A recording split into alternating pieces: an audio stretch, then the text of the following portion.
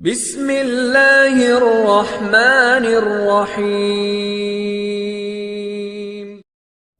الحمدللہ رب العالمین والصلاة والسلام علی خاتم النبیین، اما بعد فاعوذ باللہ من الشیطان الرجیم، بسم اللہ الرحمن الرحیم۔ ناظرین کرام، ہم اپنے یوٹیوب چینل حقیقی کامیابی اسلام کے ساتھ ایک مرتبہ پھر حاضر خدمت ہیں۔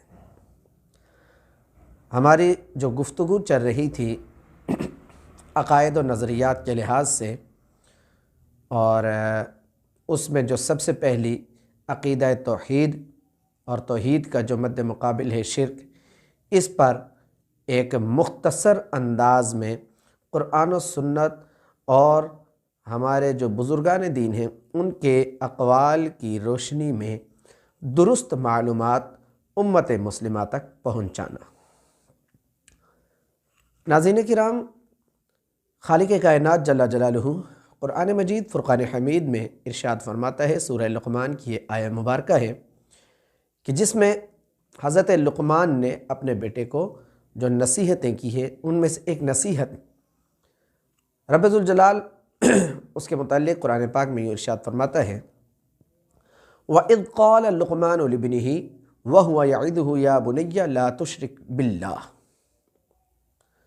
اب یہاں پر خالق کائنات جل جلالہ حضرت لقمان کی نصیحت جو انہوں نے اپنے بیٹے کو کی وہ ذکر فرما رہا ہے کہ جب لقمان نے اپنے بیٹے سے کہا، ان کو نصیحت کی کہ وہ نصیحت کر رہے ہیں لا تشرک باللہ، کہ بیٹے اللہ کے ساتھ کسی کو شریک نہ ٹھہرانا، ان الشرک لظلم عظیم، کہ شرک جو ہے یہ بڑا ظلم ہے۔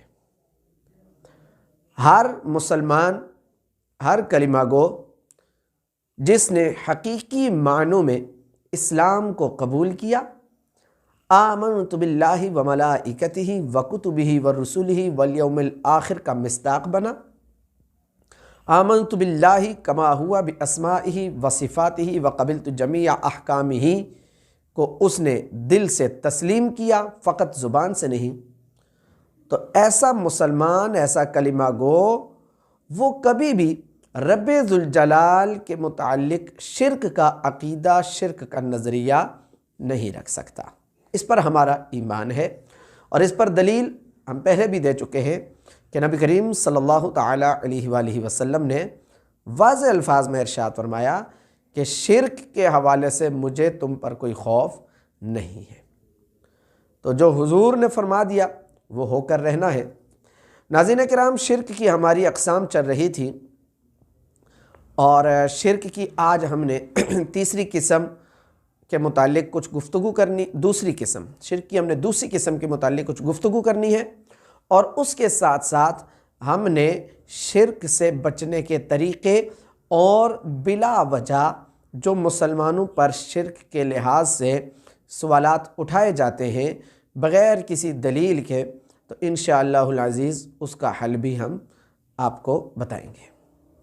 ناظرین کرام، شرک کی دوسری قسم وہ شرک فی الصفات، کہ اللہ رب العالمین کی جتنی بھی صفات ہیں ان صفات میں کسی کو شریک ٹھہرانا۔ اس کو یوں بھی آپ بالکل آسان سمجھ لیں، جو سمجھنے میں بھی آسانی ہوگی، کہ دنیا میں ہم لوگ جو الفاظ استعمال کرتے ہیں اپنی روزمرہ زندگی میں، تو بعض الفاظ بلکہ کثیر الفاظ ایسے ہیں کہ جو خالق اور مخلوق کے مابین مشترک ہیں۔ یعنی ایک لفظ ایسا ہے جس لفظ کو آپ نے اللہ کے لیے بھی بولنا ہے اور مخلوق کے لیے بھی وہی لفظ بولا جاتا ہے، تو یوں لفظ خالق اور مخلوق کے درمیان مشترک ہوتا ہے۔ اب یہاں پر توجہ کی بات ہے، بہت زیادہ توجہ کی ضرورت ہے، کہ اگر ذرا سا بھی بے توجہی کی جاتی ہے تو پاؤں پھسل سکتا ہے اور راہ راست سے ہٹ سکتے ہیں۔ احتیاط کی ضرورت ہے۔ اب اس کی تفصیل کی طرف ہم جاتے ہیں کہ جو الفاظ خالق اور مخلوق کے درمیان مشترک ہیں، اللہ کے لیے بھی استعمال ہو رہا ہے، غیر اللہ کے لیے بھی استعمال ہو رہا ہے، تو اس میں شرک کیسے ہو سکتا ہے اور کیسے نہیں ہو سکتا؟ شرک کیسے ہو سکتا ہے، بلکہ اس کو میں بعد میں بیان کرتا ہوں، پہلے یہ بیان کر دیتا ہوں کہ وہ الفاظ میں سے بعض الفاظ، مثال کے طور پر ہمارا یہ عقیدہ اور نظریہ ہے، ایک مسلمان کا نظریہ ہونا بھی چاہیے کہ اللہ رب العالمین موجود ہے۔ ہم یہ کہتے ہیں کہ رب موجود ہے، اور انسان کے لیے بھی ہم آپس میں بھی ایک دوسرے کو کہتے ہیں میں موجود ہوں، تو موجود ہے، ہم سارے موجود ہیں۔ تو یہ جو لفظ موجود ہے خالق و مخلوق کے مابین مشترک ہو گیا، رب کی ذات کے لیے بھی بولا جا رہا ہے اور مخلوق کے لیے بھی بولا جا رہا ہے۔ لفظ علیم، علیم کا معنی ہے جاننے والا۔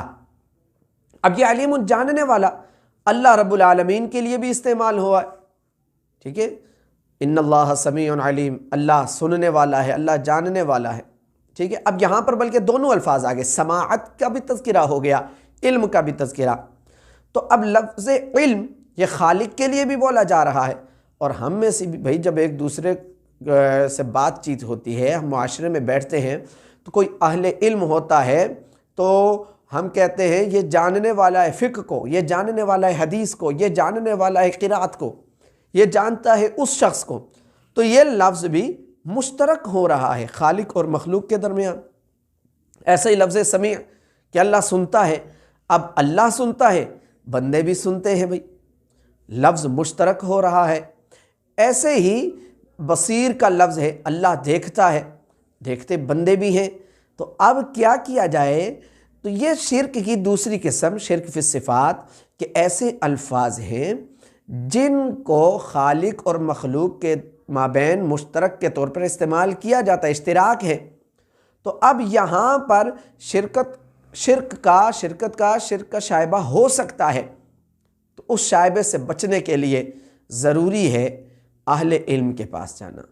اہل علم ایسے معاملات میں ہماری رہنمائی کرتے ہوئے فرماتے ہیں کہ دراصل جس نے بھی یہ الفاظ استعمال کرنے ہیں، اگر ذہن میں یہ نظریہ بیٹھ گیا کہ اللہ کی تمام صفات قدیم ہیں اور مخلوق کی جو صفات ہیں وہ حادث ہیں، تو شرک کا شائبہ، شرک کی کاٹ یہاں سے ہو جائے گی۔ اللہ سنتا ہے، اس کا سننا قدیم ہے اور انسان کا سننا حادث ہے۔ اللہ موجود ہے، قدیم ہے، انسان موجود ہے، حادث ہے، اس کو فنا ہے، اللہ کو فنا نہیں ہے، اس کی سماعت کو فنا نہیں، اس کی بصارت کو فنا نہیں، ٹھیک ہے۔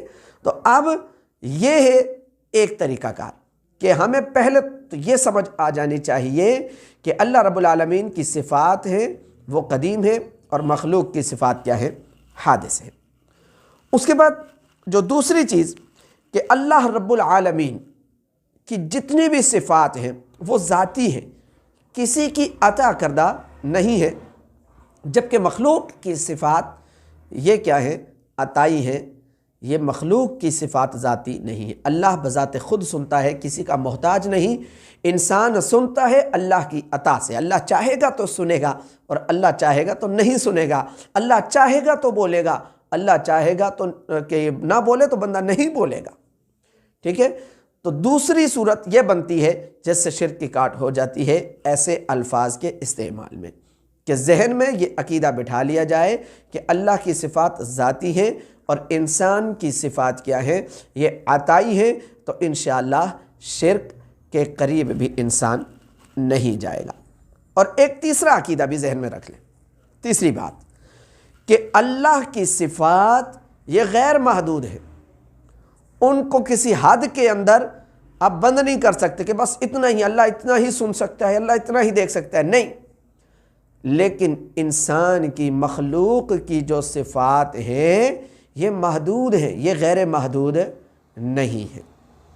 تو جب ایک انسان کا یہ نظریہ صفات کے لحاظ سے اور الفاظ مشترکہ کے لحاظ سے بن جائے گا، یہ تین باتیں میں نے پیش کی ہیں، ان تین باتوں کو ذہن میں رکھیں گے تو انشاءاللہ العزیز شرک کے قریب بھی نہیں جائیں گے۔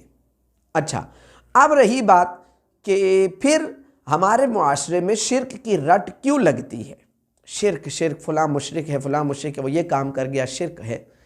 تو آئیے میں اس کی بھی ذرا ابتدا کی طرف آپ کو لے کے چلتا ہوں۔ بخاری و مسلم کی حدیث مبارکہ ہے، نبی کریم صلی اللہ تعالی علیہ وآلہ وسلم ایک مرتبہ مال غنیمت تقسیم فرما رہے تھے، تو ایک شخص کھڑا ہوا اور اس نے کہا، اے اللہ کے رسول عدل کیجئے۔ حضور علیہ الصلاۃ والسلام نے فرمایا، تیری خرابی مجھ سے زیادہ عدل کون کرے گا؟ اگر میں عدل نہیں کرتا تو عدل اور کون کرے گا؟ تو اب جناب سیدنا فاروق اعظم رضی اللہ تعالیٰ عنہ عدل کے پیکر، انصاف کے پیکر ہیں، اور آپ نے فوراً عرض کی، یا رسول اللہ صلی اللہ علیہ وسلم، آپ مجھے اجازت دیجئے میں اس کی گردن مار دوں۔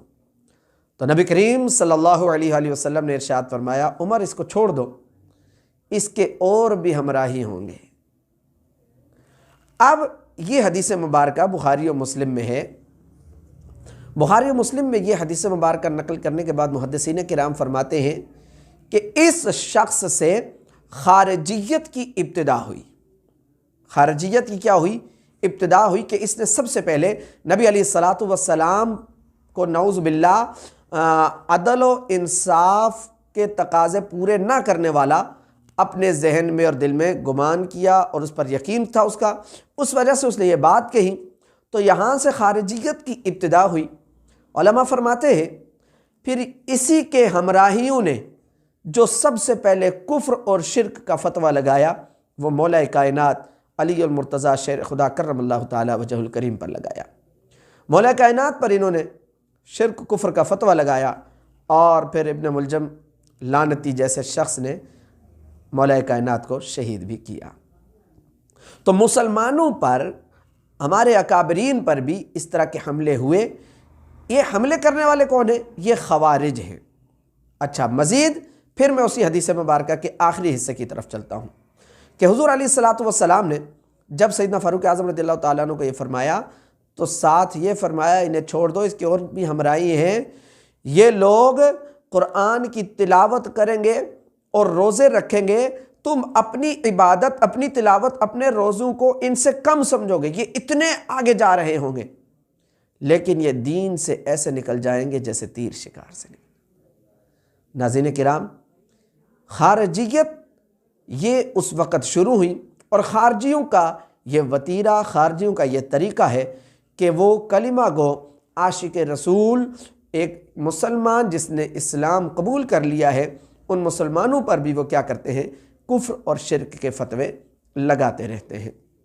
اللہ رب العالمین ہمیں خارجیت کے فتنے سے محفوظ فرمائے، اور ہمیں درست عقائد و نظریات جو قرآن و سنت میں بیان ہوئے ہیں انہی کے مطابق زندگی گزارنے کی توفیق عطا کرے۔ اچھا، اس کے بعد ناظرین کرام میں یہ گفتگو کرنا چاہتا ہوں،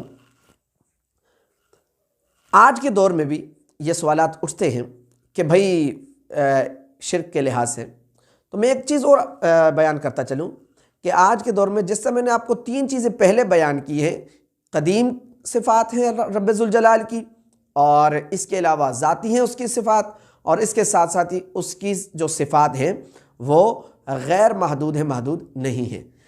اب مزید ایک اور بات بیان کر دیتا ہوں جس کو علماء نے بیان کیا ہے، کہ علماء فرماتے ہیں کہ بعض چیزیں ایسی ہیں کہ جن کی 2 قسمیں بنتی ہیں، حقیقت اور مجاز۔ حقیقت کچھ اور ہے اور مجاز کچھ اور ہے۔ آسان سی بات، رب ذوالجلال کے لیے قرآن مجید میں اللہ رب العالمین خود ہی فرماتا ہے الحمدللہ رب العالمین، کہ تمام تعریف اللہ کے لیے جو سارے جہان کا پالنے والا ہے۔ اور قرآن پاک میں ہی دیکھیں تو اللہ رب العالمین والدین کے بارے میں کیا نہیں فرماتا کہ رب ارحمہما کما ربیانی صغیرا، رب ارحمہما کما ربیانی، جیسے انہوں نے مجھے پالا، میری پرورش کی۔ تو یہ پالنے والی ذات یہ تو رب ذوالجلال کی ہے۔ تو اب رب کا معنی خالق کے لیے حقیقت کے معنی پر ہوگا، اور رب والا لفظ والدین کے لیے یہ مجازی طور پر استعمال ہوگا۔ دنیا میں اس کی مثال یوں سمجھ لیں، ہر ایک وہ بالکل ناسمجھ انسان بھی ہو نا، اس کو بھی سمجھائیں تو وہ سمجھ جائے گا۔ مثال یہ ہے کہ جس طرح موسم ہیں، سال میں 4 موسم بنتے ہیں۔ جب فصل کا موسم آتا ہے، مکئی کی فصل ہے، گندم کی فصل ہے، چاول کاشت کرنے ہیں، ان فصلوں کو ہم نے جب کاشت کرنا ہے، ان کا ایک موسم ہے خاص، ٹھیک ہے۔ وہ موسم جب آتا ہے تو ہر شخص، پڑھا لکھا ہو، ان پڑھ ہو، دیہاتی ہو، شہری ہو، جو بھی ہو، وہ یہ بات کرتا ہے، ہاں جی مکئی کا موسم آ گیا، اب مکئی کے بیج بونے ہیں، ہاں جی اب مکئی کی فصل پکے گی اور اس کو کاٹنا ہے، یہ مکئی کو پکنے کا موسم ہے۔ بھائی یہ موسم کیا مکئی کو پکاتا ہے؟ کیا یہ فصل مکئی کی موسم تیار کرتا ہے؟ نہیں، بلکہ یہ تو اللہ تبارک و تعالیٰ تیار کرتا ہے۔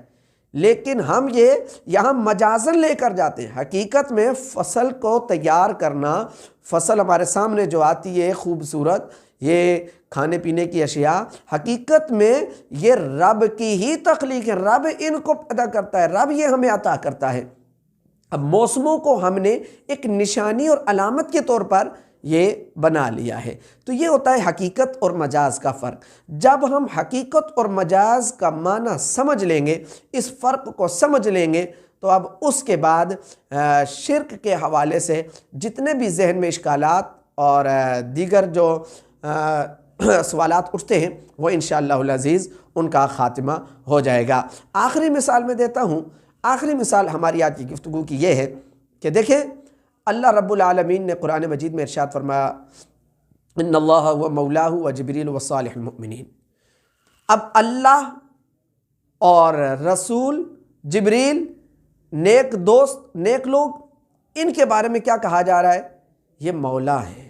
ان اللہ و مولاہ و جبریل و صالح المؤمنین، کہ ان کے جو کیا نام ہے مولا کون ہے؟ اللہ ہے، جبریل ہے اور نیک ایمان والے۔ اور اب دیکھیں تو قرآن پاک کی ایک اور مقام پر بھی رب ذوالجلال ہمیں وہ دعا کرنے کا انداز ہی رب کی طرف سے ملا ہے کہ جب ہم رب سے مانگیں تو یوں مانگیں۔ وہاں پر کیا ہے جو سورہ بقرہ کی آخری آیات مبارکہ ہیں، انت مولانا، اے مولا، اے اللہ تو ہی ہمارا مولا ہے، تو ہی ہمارا مددگار ہے۔